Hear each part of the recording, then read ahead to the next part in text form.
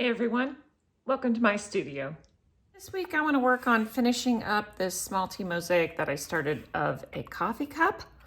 And I have this on an 8" by 8" piece of cradle board. I sealed the top with Kills Sealer Primer, and I'm using black thinset as my adhesive.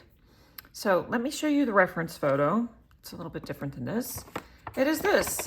This is a copyright-free image I found online. I really like the shape of the cup, but I wanted a different color, so I changed mine to blue. So there is a little bit of difference going on here. But I want to finish up the saucer, and then I'm going to decide what I want to do in the background, because I'm not going to do whatever that is. I'm going to put something else. And I am using Mexican Smalti, mainly the pale sky mix, but also some other blues that I already have from the blue sky mix. Doing something like this, it really helps to have a black and white reference because I want to make sure that I get the tones right. And I don't have a white cup anyway. I have one that's blue, so it might be a little bit darker. So one thing I like to do is pull out the pieces and just arrange them from light to dark. These are the pieces that are available in the pale blue mix. And they almost go to a very pale blue. It looks almost white there. Some of these have two sides, so they could maybe go in the side, different sides might go in different spots, but I just have the sides up that I'll be using. Well, that's a good start. I want black thinset, and I realized I was out, so I'm using, this is actually Laticrete 254 Platinum thinset mixed with some black colorant. I put it in a baggie and just mix it by hand like this. And when it's thoroughly combined, dry like this, then I know I can use it. This, I have put the maximum load of colorant in here, suggested by the distributor. And I can always go lighter if I want to. I can add more of the white. But you don't want to add more colorant because it will only weaken the thinset. If you're having trouble seeing the different shades that go from light to dark, there's also this tool, Grayscale and Value Finder, and this is very useful. You can line it up with the image and sort of see where things fall as far as light and dark, and then with the scale that you've already made, you can determine where these numbers fall. So maybe this is not a 1, but maybe it's a 2. This may be a 3, and then we might jump a couple, and this might become a 5. This is just a very useful tool, and I feel like every artist needs one. All right, so usually when I'm mixing this pigmented thinset, I get a cup with a little bit of water, and it just depends on how much time I have to work. So right now I have a couple of hours, and I don't use very much thinset when I'm doing this, so that ought to do me. I always make sure I'm wearing a mask. And then I need 2 spoons, because one I use to scoop it, and one I use to stir it.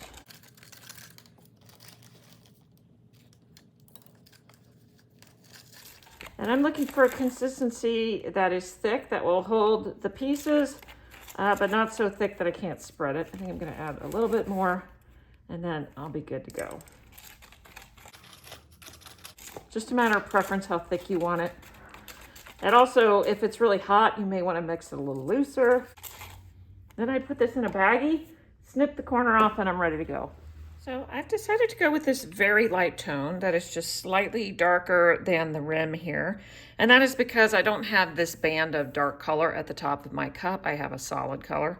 So I'm just going to start with the lightest, which hits this side of the cup, and then ombres around to a mid-tone right here. So let me get after it. And I am using my wheeled lepinets to shape the pieces. For instance, I think I want to cut this one right here.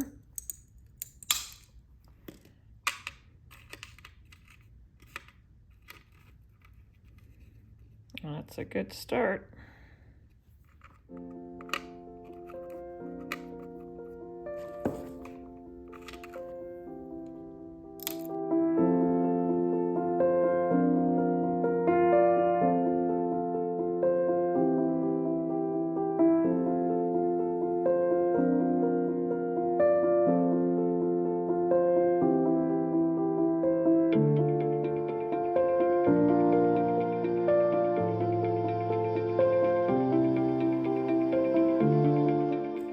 Now that I've done that, I am realizing that just doesn't work for me.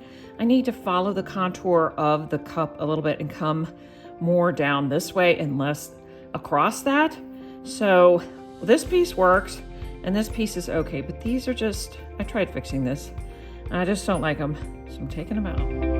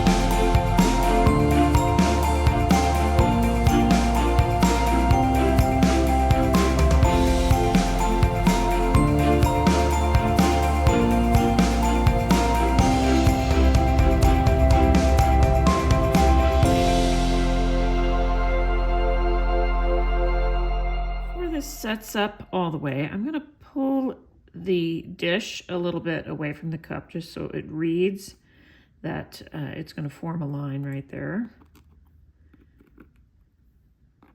And just to make those two a little more distinct. All right, let's talk about this little bit that's left.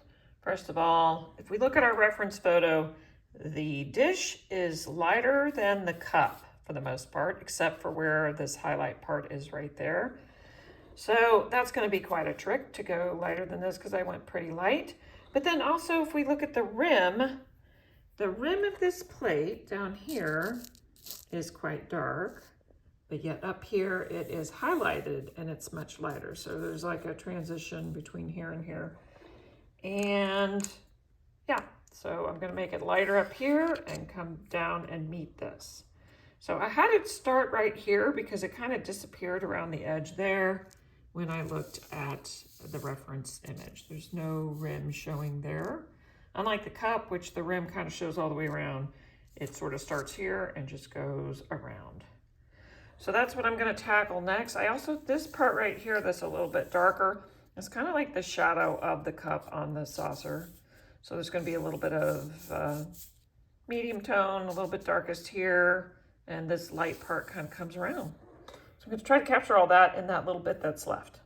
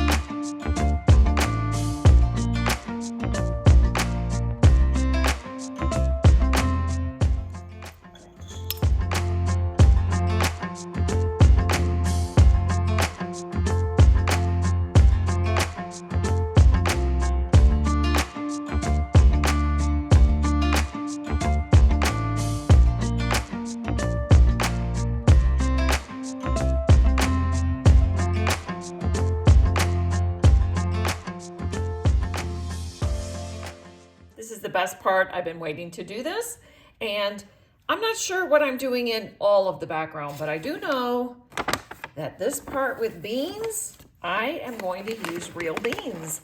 And one of my students was kind enough to give me this bag that is called Artist, which, what else am I going to do with these? Come on, I've got to use these on the background, and I'm just excited to do it. I'm not going to put them all the way up here and then they kind of disappear down here. Instead, what I'm going to do is I'm going to follow how my eye flows on this, which is sort of in a circle, but I want to have some energy here. And so I'm going to make a diagonal that goes off this way and comes down this way. So the bottom part's going to be all beans. And coffee beans are so dark, I'm going to go ahead and continue with the black thin set for this part. And I'm going to put the beans in one at a time. And then up here, I am undecided what color I'm going to do, but I think I might pour self-leveling up there. Not 100% sure. But I want to get the beans in just so that I'll know what the balance of dark to light is, and that will help me decide what I do back there. First things first though, pour these beans in the bowl.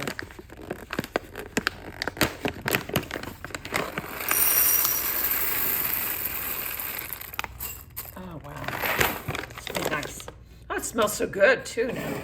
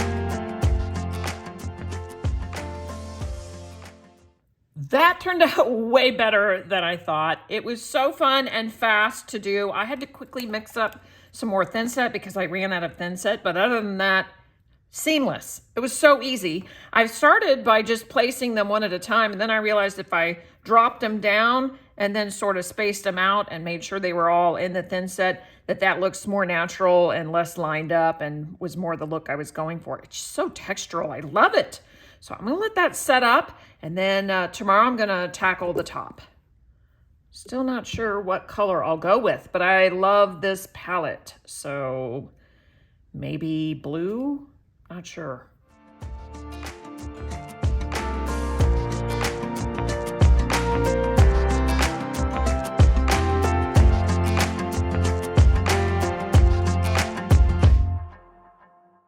Ready to tackle the top part of this. And what I was thinking is it would be really nice to have something that is coffee colored, but not be these coffee beans. However, I do want some texture there. And I just don't think it would work if I were to grind up coffee and stick it on here. You know, this was sort of pushing it with the coffee beans. And I'm planning on sealing this with a matte sealer. I don't have any this week, but I've got some coming, and I'm gonna seal that later. So for the top, I had this other idea, and that is, I went out and found this foam mat. This foam mat has just a slight bit of texture to it, as you can see. And I think this is the perfect color. I think it's going to work perfectly. The only thing is I need to make a perfect template to get it cut out. So I'm gonna fool around with some tracing paper and see if I can make a template, and then I'll get it on there. That's it.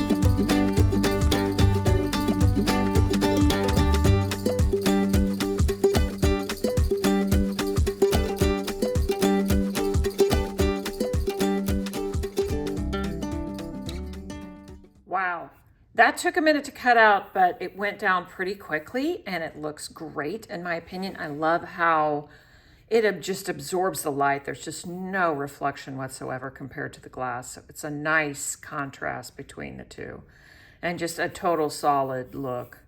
Really, really like how that came out. I was lucky that they had this color because I was thinking, oh, maybe I'll have to like put some paint on it or something to make it something else, but I like it just how it is. I like that it's a little bit lighter than this, and it's good contrast for the cup, so the cup really pops and the saucer pops. Anyway, I had already painted the edges, so and look how clean that is. I think that looks great. The only thing left to do is to get the matte sealant to seal this and put the hanging hardware on the back.